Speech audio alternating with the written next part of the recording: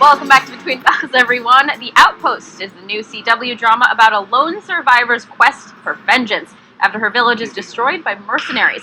Tonight marks the show's 4th episode on the CW, and joining us now to tell us all about it is one of the stars of The Outpost, Anand Desai-Barochia. Anand, welcome. Thank you. I think you're fulfilling my father's fantasy of his son being on the stock exchange. Oh, there you go. It's amazing. We're happy to satisfy any dad's fantasy. That is awesome. But let's talk about The Outpost. Yes. For viewers who don't know what it's about, what is it all about? It is about Talon. She's a lone survivor, and her race are wiped out when she's a young child. She's the last remaining survivor. Fast forward about 13 years or so, and it's about she's trying to avenge and find her family's killers. She meets me. I play the role of Janzo. I am an alchemist and a brewer. So by day, I work in a pub, and then by night, I have a little laboratory underneath the pub where I make potions and cut things up. And yeah, it's really cool.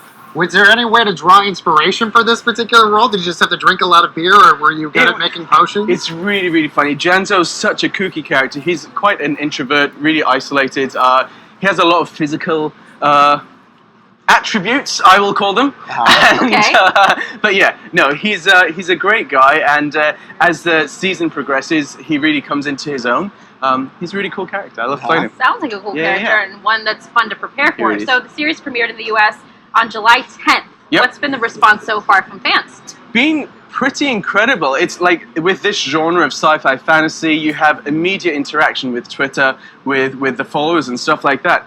A lot of it's interesting. Every single day, at least once a day, I'll get a reference to Jerry Lewis. And Jerry Lewis of all the references. It's really interesting, actually, and I'm taking it as a compliment. But I mean, I'm embarrassed that I haven't seen much of his work. But now I'm not sure if I want to watch his work in case that I'm being, you know, and I'm like, do I now look into his work, or is that going to really affect how I'm playing him as well? That's interesting, because he was famous for doing telethons, for like, you know, being on TV for like 30 hours a day. But at least once a day, I'm getting and then someone even tweeted this morning or yesterday, they were like, "Are you the grandson of?" And I was like, "Listen, I need to look into this." Yeah. How interesting. Yeah. Well, the other thing I was thinking is because there's such an interest in fantasy right now on television. Game of Thrones hasn't been on this entire year, but we see so many new fantasy shows coming about. Do you feel like that's maybe why audiences are gravitating to this so much, because we like that fantasy show? Yeah, 100%. It's escapism, isn't it? Especially in today's climate. It is a way for people to just leave the world for an hour and into an absolute fantasy, and that's what they're doing, and they're enjoying it as well. It's going really well. A lot of these big fantasy shows, though, on streaming platforms, and we often attribute those kinds of shows to streaming, like Netflix or HBO. Yep. But the CW is trying to prove that it's also possible on broadcast TV. Right. Do you think it's been successful in that? It's really successful, and the good thing about this plug is that it's completely free. So on CW, you can see it on the app. You don't need a subscription. You don't need to log in. Literally, you just go to CW or you download the app, and you can watch all the episodes for free.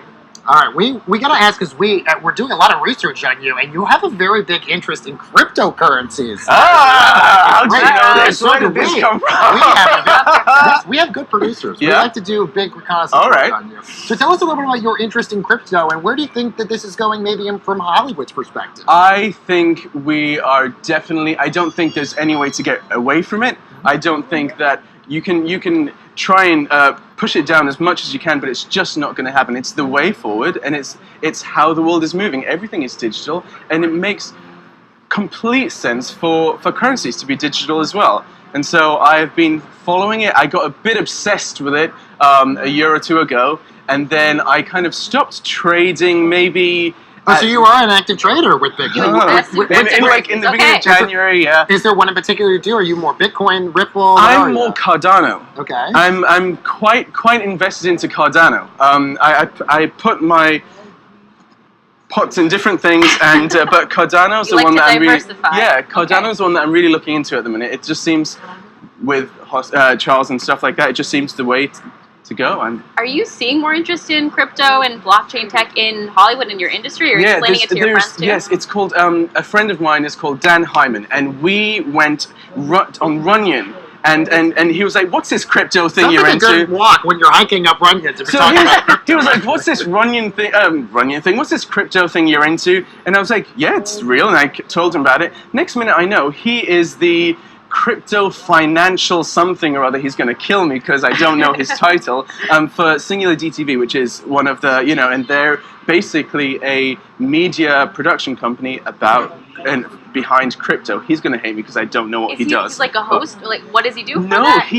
I just a don't hiker up know, Runyon. but he's involved. working within the crypto sphere Wow, with because of you. film and production. Yeah, because we That's went on that pretty hike. cool. But I think it's definitely the way forward, and Amazing. Okay, so while we still have you with us, of course, there's this show right now on the CW, The Outpost. What other things do you have coming up down the pipeline that maybe we should keep an eye on for you? There's a few things. So I am there's a crime drama called Foster Boy, and I'm supporting a role in that with Matthew Modine. And then again on Runyon, where's this thing coming from about Runyon? I love it. That's where all the big stuff happens. I bumped into a producer, Eli Roth. He's a horror film producer. And we did a movie. You ran into him while you were hiking on Runyon? Yeah, randomly. We did a movie about 3 or 4 years ago called Lake Mead, and I ran into him and he was like, "We're going to make it." So that should be coming out as well, another horror film with Eli. Wow, Yeah. and you've been acting since you were pretty young. Yes. Are you in the types of roles that you would wanted to be in back then? I love these types of roles. Yeah.